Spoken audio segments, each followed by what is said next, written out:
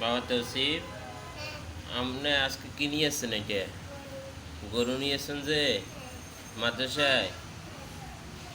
ও, কয় টাকা দিয়ে নিয়েছেন গরু? এইটা 1.5 লাখ টাকা দিয়ে গরু নিয়েছেন। মাশাল্লাহ। তাই মাদ্রাসায় গরু দিয়ে কি করবেন? না, ঘাস খাওয়ানোর জন্য আনছেন যে গরু? মাদ্রাসায় আনছেন যে ঘাস খাওয়ানোর জন্য?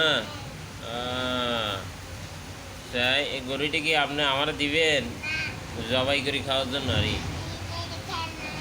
এটা খেলনা?